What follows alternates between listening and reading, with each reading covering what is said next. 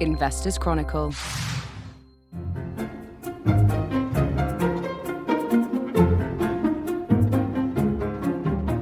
Welcome to the Companies and Markets Show. It's Thursday, the 12th of October, as we record. Today we are talking spoons, shoes and saving for retirement.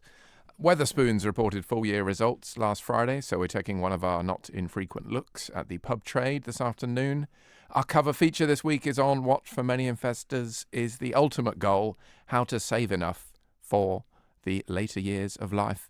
And we'll be exploring how investors can best prepare for that and how they can try to ensure they avoid having not just too little, but even, dare I say it, perhaps too much.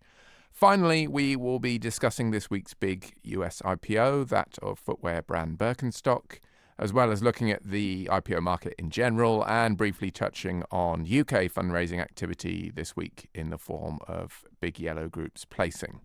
Joining me to discuss all this are over the line Mark Robinson. How's it going, Dan?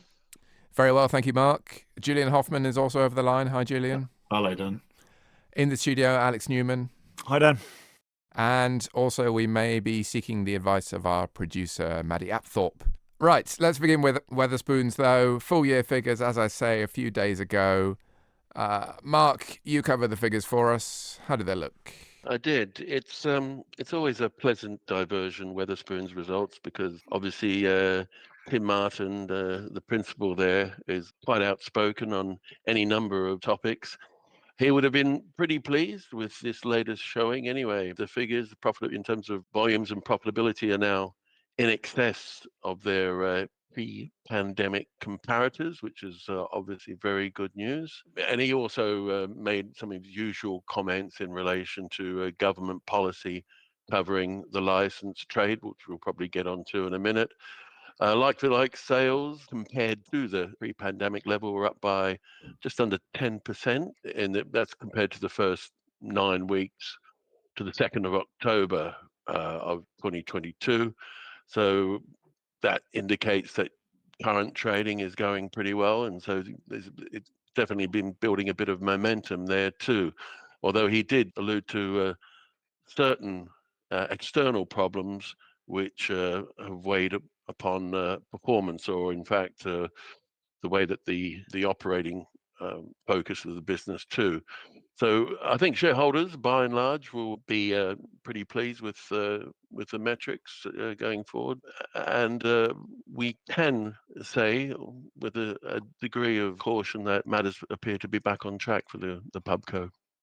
Yeah, this is kind of the story of the year for Wetherspoons and some other companies too, in that, the doomiest predictions have been avoided, or perhaps, Wetherspoons as a cost-effective place to have a drink is a beneficiary of those. But, it's been a couple of times this year, it's been talking about like sales being very strong, and some of the headwinds from previous years and coming through this year too in terms of inflation and labour costs are perhaps dimming slightly. There is the debt issue still. Obviously, it did take on a lot more borrowings during the pandemic. How do you see that part of the balance sheet at the moment? Certainly, you get the impression that this is one of the chief focus areas for Tim Martin and his team there as well. It's come down appreciably, really. It's decreased by 163 million since January 2020. Now stands at 642 million ex IFRS 16. I made the point that the pandemic may have acted as a catalyst on this front as well, in terms of clearing underperforming assets from the group itself. And it's hived off a few non-performing pubs during the period, about 13 or so, and it's closed down 4 and terminated the leases on another 14 sites as well. So this rationalization program again is linked to the determination to drive those debt levels down. I mean, Wetherspoons was by no means an outlier on the debt front. The industry as a whole has struggled in recent years by this, and so we've seen some consolidation of pubcos abroad too. But you definitely get the impression that that's one of the chief focuses of the company now. And on that front, Tim Martin, one of the things he spoke about was in relation to the downsizing of the estate. I mean, he also spoke about some of his usual bugbears. I think he said that the biggest threat facing the hospitality industry is the possibility of more lockdowns, which feels like a slightly dated argument at this point. Well, let's hope so, but maybe he knows something we don't. But one of the other things he spoke about was the way in which the estate is valued and the way in which some of the pubs that they've been selling off, and maybe some of the ones they haven't as well, those valuations, accounting rules are factoring in low profitability in the aftermath of the pandemic, as opposed to the many years before that of much better trading. So I suppose you could see it either way, really. What's your view on those accounting rules? Does he have a point here? I don't know the sort of technical aspects of this. It was actually news to me, but I think he's been pretty consistent in the past when he looks at the way that the license trade has been treated from, say, a tax perspective compared to the supermarkets and off licenses and so on.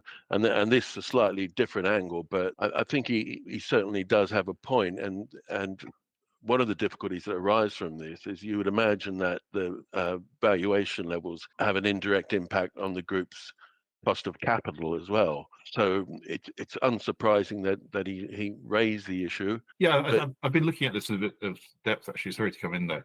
That's fine. But there is a difference between IFRS 16 and 17, where the way you count the leases on those particular types of pubs, if the valuation goes down, you have to hold them longer on the balance sheet rather than booking them through the income statement, and it prevents Wetherspoons in this context from benefiting the PBT line. Because as the lease matures, if the pub's value hasn't been impaired, you can book it in a certain way, and that helps the PBT. I mean, that's partly why he's complaining about it. I think, as you said, the valuation goes down. It's obviously a strain on the covenants for the company's debt. So, yeah, it's an anomaly, but it's probably just one that they have to put up with, because I mean, however you do it, it's going to affect one part of the accounts or the other. I think. If he does it under IFRS 16, then that goes straight to that affects the income statement. So it's an intensely complicated debate. I mean, he tends to rationalize it down in that way, but I can't see how you would do it any better, I don't think. Yeah, I suppose as well there is the fact that this is a fact of life when it comes to selling assets at a time where things haven't been going so well in certain cases. Sometimes you do have to crystallize losses, unfortunately, at lower levels. I think they say Well, I mean, essentially, doesn't want to crystallize his losses. I mean, that's they've had to effectively get rid of 30% of the estate through one method or another, and one of them, interestingly, is converting the pubs to wholly owned. Because if you buy out the lease and you own it yourself, you don't have that problem with the valuation, the lease valuation affecting the PBT. So they have been sort of a bit more clever than just moaning about it in terms of dealing with the problem. Yeah, and I should say, in spite of what I just said, some of this will relate to sales when that's a fact of life if you sell at a difficult time. But it does also, as you say, relate to the value on the books as well. The assets that they haven't been selling as well are also marked down. So that's something to keep an eye on. One other thing I wanted to discuss was just a slightly more simplistic part of the balance sheet was going back to those revenues and looking at the revenue growth. And food has been driving a lot of that revenue growth in recent months, it seems, which is quite distinct from how we consider Wetherspoons as a wet trade pub.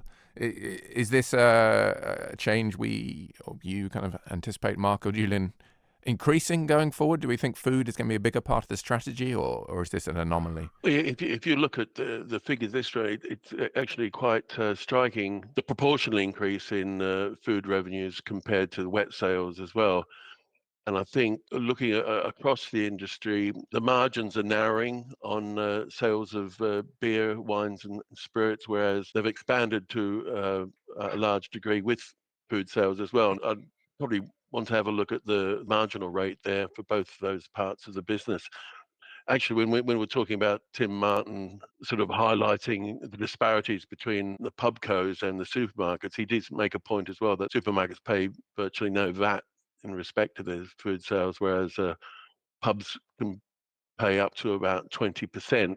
I think there's been a general trend towards food sales in pubs anyway, because it's the numbers are closing down, and it's a way to get punters in the door too. The only thing I would say with Wetherspoons, I mean, it has a reputation for value for money too, but I think the marginal rate on food would be interesting to evaluate. Yeah, I mean, it may be a case of the market meeting Wetherspoons, perhaps, mightn't it? In that they've always had a food offer in certain pubs. It's always been good value, and now when people are looking for that value, perhaps more than ever, then those food offers become relatively more attractive. Yeah, I get a lot of their offering is made off premises as well. It's a centralized food service. You don't have to get a whole brigade in there, and the expensive cost linked with that. So, but there's a certain portion of people with stretched household budgets and discretionary incomes going down that it's just the ticket, really.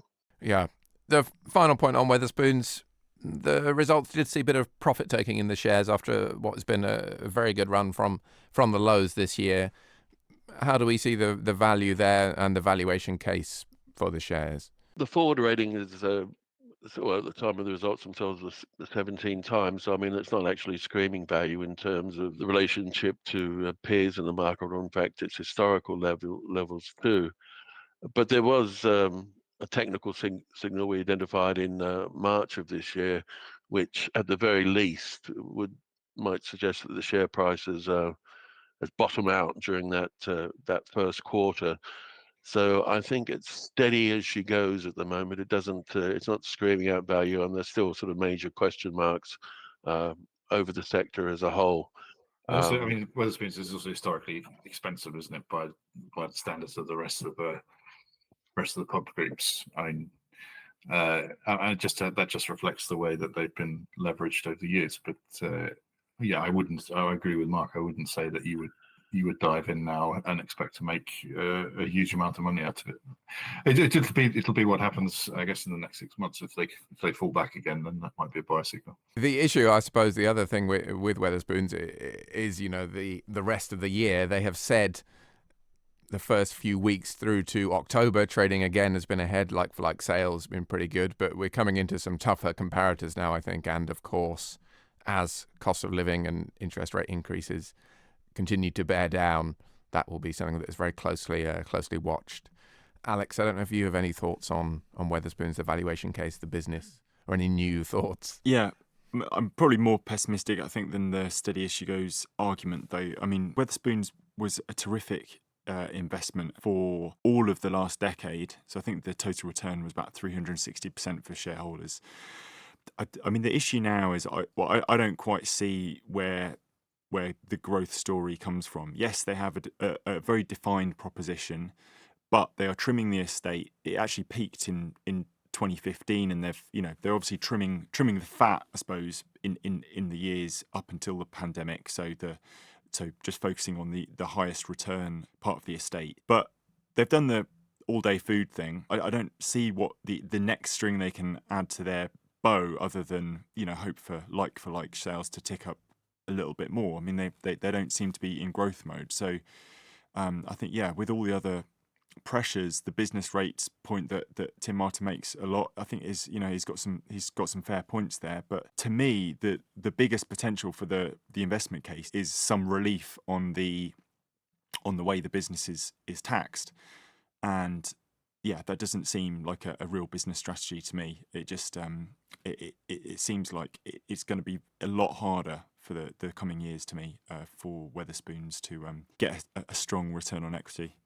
Well, it takes two to make a market, so we will see how the shares fare in the months ahead, and doubtless we will return to them on this show as well at some point in the future. Alex, we're going to stay with you now, though, because we're on to our cover story of the week, which you have written, and it is about the big, if not the biggest question of how to save enough for retirement. As I said at the top, clearly for a lot of investors, this will be the ultimate goal, but can you say, and it's a topic which we discuss a lot, and lots of people of our ilk will also discuss and think about it a lot, but can you say a bit about what your thinking was as you set out to write the piece, what you wanted to kind of highlight here?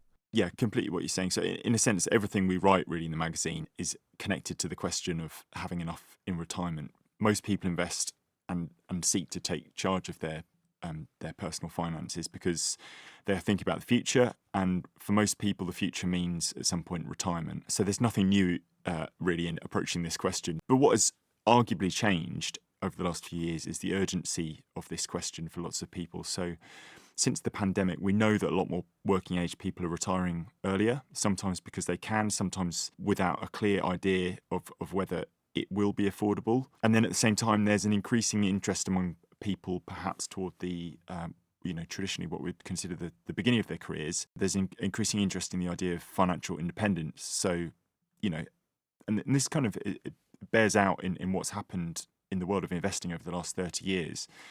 If you've been a diligent investor, put as much as you can into passive funds, minimize your outgoings, and focused on enhancing your earnings potential, then lots of people have sort of connected those three dots and realized you can bring retirement forward from 65 to 50 or even younger, and then live off the passive income. But just having a goal like independence, financial independence alone isn't enough. And I suppose the purpose for beginning to answer this question, or getting readers to start to think about it if they haven't already, is to sort of highlight some of the importance of having a plan. And if you're serious about your retirement, that's having a plan, not just a goal, is a sentiment which is, I think, important to instill. And setting those goals is the next big question, of course. How to do it, how to make them achievable, how you should think about goals and plans, of course, creating that plan. I've immediately referred back to goals after you've just said the plan is more important, but, how do you go about creating those kind of things? Well, no, I don't necessarily think the goal is more important. I think that the fact is they have to go sort of hand in glove, without being too theoretical about it. I mean, there's the Dwight Eisenhower quote that plans are worthless, but planning is everything. So the starting point, one of the starting points is recognizing that having a financial plan is itself the starting point, and knowing what you can put in, having a sense of your sort of your monthly outgoings, and a rough idea, and it obviously depends on where you are in your investing journey, having a rough idea of when you might want to retire by, trying to work out some of these questions, even if you're just sketching out an idea. These are the starting points for putting together a financial plan. The goal at the same time, you can set a goal alongside the plan, and one will inform the other. Some financial plans obviously aren't going to get you to certain goals. At the same time, certain goals may be you may have actually pushed out a lot further than what might be achievable. In other words, you might not realise that through the power of compounding and sticking to a plan, what you might be able to achieve in terms of your retirement. So it's a slightly washy way of saying that just having a goal isn't enough. Having a plan on its own isn't enough. It's about trying to sort of marry the two together, and working out what you can do and being happy with that plan. We'll come to the happiness in a moment, but there are some concrete ways, of course, to look at these things, or at least to start thinking about these questions. We have a series of key points to remember in the article. We also touch on some of the calculators you can use, pensions calculators, things like that, including our own, which is now available on the IC website. But there are others available too, and they can show you a lot, really, with some basic assumptions put in there. Yeah, exactly. I mean, as fortune would have it, we've just published our own pensions calculator, which is really good. The way these calculators work is they ask for a few basic bits of information. It might be quite hard, as I've sort of touched on, in working out what those inputs are. So what is your retirement age? If you're 25, really, really hard to know the answer to that question. An easier question you might be able to answer is, how much can I put away each month, or how much am I paying into my pension? That's something you might know. Then you can add to those questions the inputs on terms of expected return. So for that, lots of financial planners and advisors would say to refer to historical trends. For example, what have equities done over the last 50 years? What have bonds done?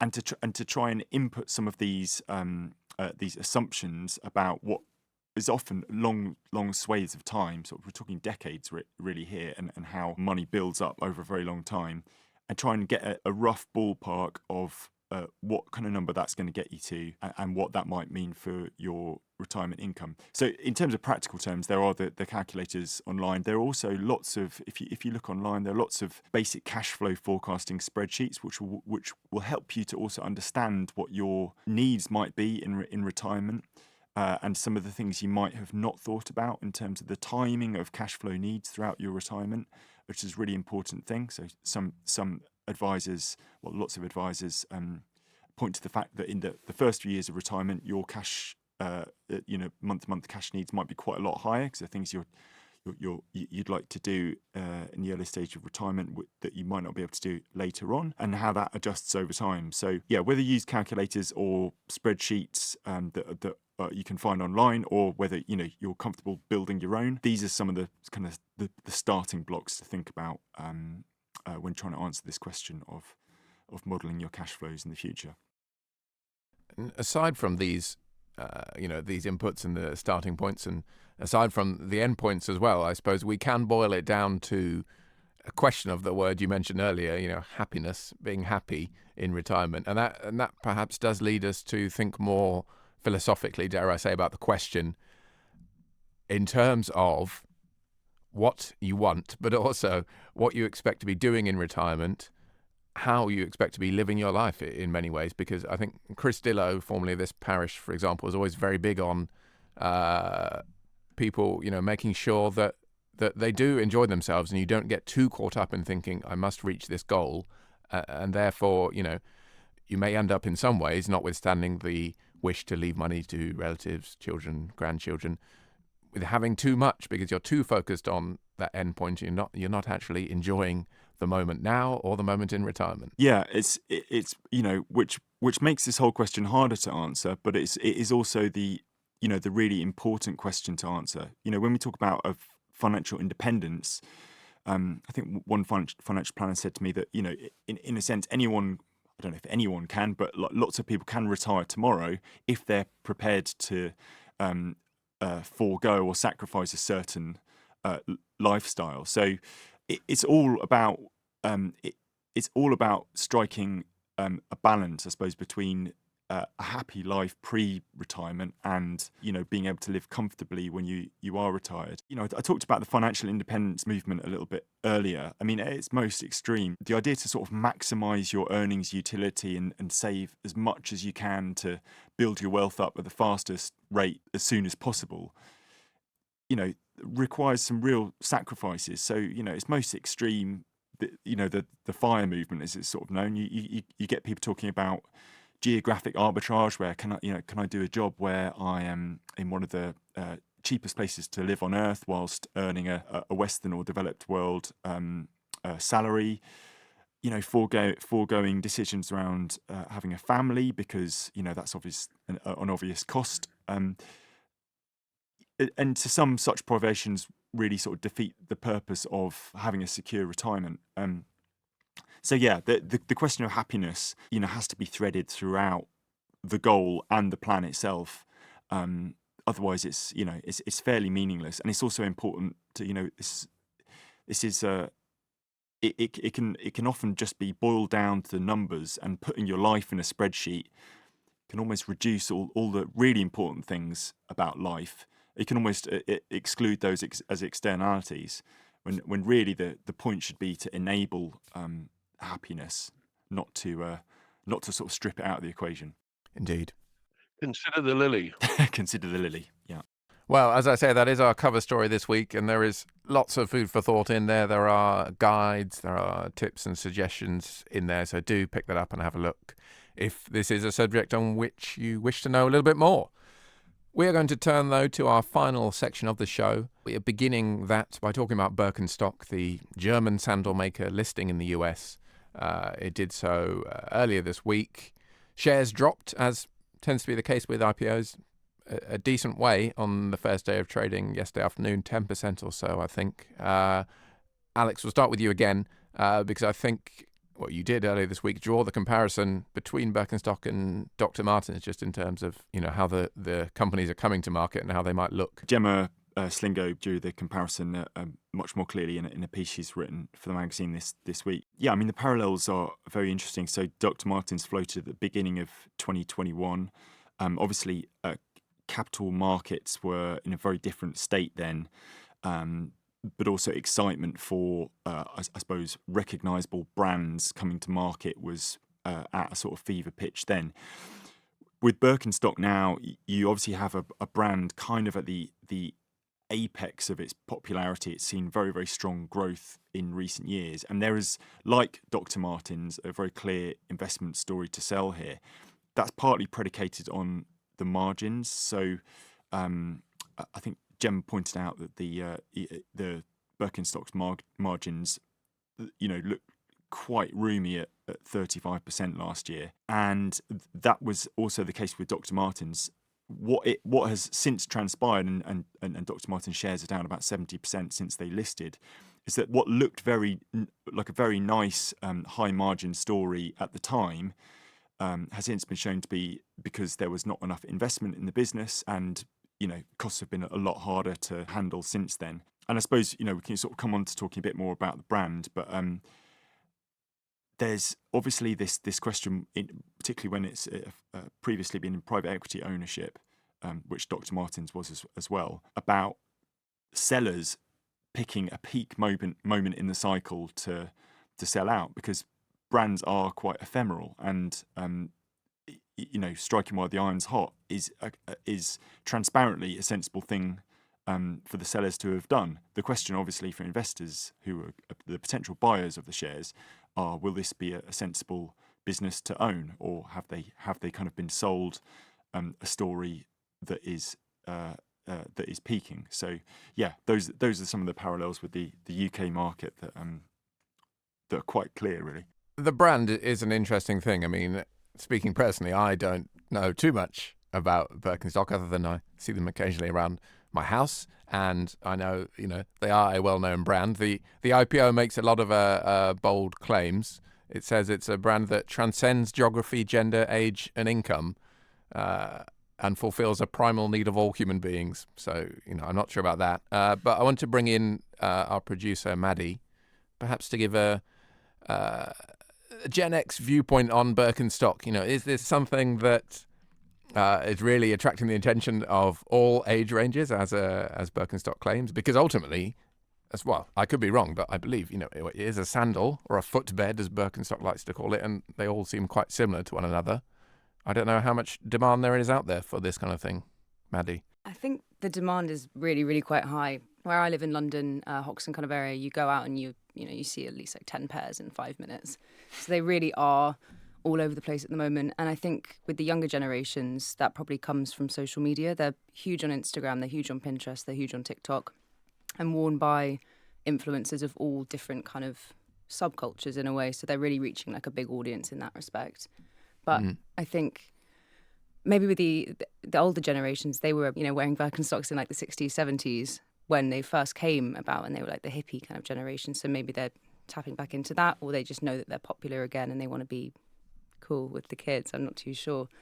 But I think another part of maybe their popularity can come from, obviously in COVID, there was a lot of comfort wear that got really big. No one had to really dress up or do anything like that. And, you have that with athleisure still. You still see people walking around in like leggings and yoga pants and stuff. So I think Birkenstocks are kind of like similar to that in a way. You can be comfortable, but it's not a bad thing anymore. And then obviously you have Barbie. Like they were featured in Barbie pretty heavily. They were made a joke of, but I think that obviously like brought their popularity up again as well. I did see them in Barbie. Yeah, that was that even got onto my cultural radar. That's interesting. Thank you. Maybe taking the other side, Mark and Julian, are you Birkenstocks wearers, fans as a brand? I can remember Birkenstocks heavily from my childhood in Germany, where there are whole shops devoted to their sale. I mean, literally like supermarket-sized things. And I always associate them with a kind of massage therapists who seem to wear them a lot. Wow. But apart from that, they do have a cultural impact in the sense that a lot of people copy them. So you can buy. I was telling Maddie this before the broadcast that you can buy a knockoff copy from Lidl for about £20, which are perfectly serviceable and which I recently wore all around Mallorca. So they do have a cultural impact. So maybe the IPO is riding some kind of wave, but we inevitably wait for the disappointment 12 months from now when the stock price is probably cratered. But we'll see what happens. Yeah, I can't really commit to anything here, Dan. I mean, I'm of that generation which would normally team them up with some ankle socks, paddle around some Great Yarmouth, that type of thing. The socks and sandals is a famed stylistic duo, isn't it? So we shouldn't be speaking out against that either. But Julian, I suppose that is a good point as well. All brands need to be aware of the private label cheaper imitators, don't they? Let's turn though to IPOs in general, though, because we have seen a few this year. They haven't, after a long wait, they haven't done that well. We're talking about Arm, Birkenstock, companies like that, Instacart as well, the other week. Nonetheless, I think analysts seem to be thinking that this is hopefully a sign of things thawing out. Hopefully, a sign that things are going to get a bit better in terms of more companies coming to market. It just takes a few, and as long as they don't do absolutely horrifically, then that actually encourages more. Do we think this is a good sign for market confidence overall?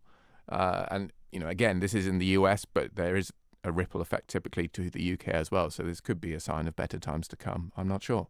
One swallow doesn't the summer make, I think is the saying. It's probably too early to tell, but there is a lot of chatter now that the fourth quarter of this year should see some movement on IPOs. If nothing else, it's because a lot of financial institutions, entities have restructured their capital allocations. So that process is now finished, and you tend to find that when we're in that situation, people turn to IPOs basically because they have the time to do it. So there could be a direct correlation with that. To conclude, in the UK, we haven't had an IPO or certainly not a high-profile IPO this week, but we have had a placing, and one that comes shortly after we perhaps cast doubt on this very company being able to do that. Because last week we were talking about Big Yellow Group, the self-storage company, and the difficulty nowadays when you're a company, when you're a REIT, real estate investment trust, trading on a discount. Previously, they've been able to issue shares on a premium. At a discount, it's quite difficult to do so. Nonetheless, Alex, they have come out and done so in a way that raises, there are positives and negatives there, really. Yeah. So, don't listen to anything I say basically on the podcast is the lesson. But so last year we pointed out that this was a company which had a terrific track record.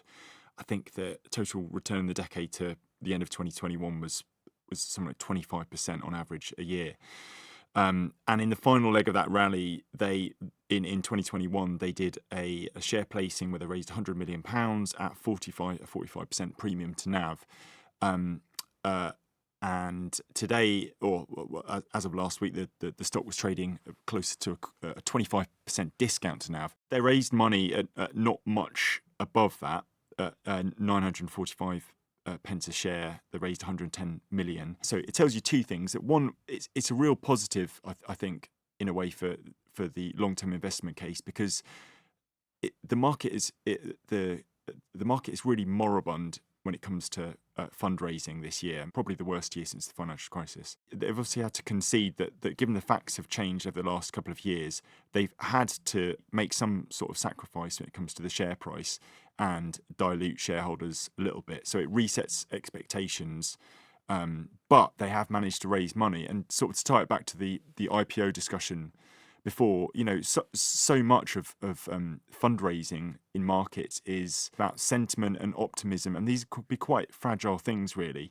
So the fact that they have been able to raise, a good slug of capital to grow the business long term is obviously a positive, but it's come at quite a price. Indeed. For well, on that investors. note, we are going to conclude. We have run out of time, unfortunately, but thank you very much to Alex, to Mark, to Julian, and to Maddie. And thank you to you for listening. We'll be back next week with another Companies and Market Show.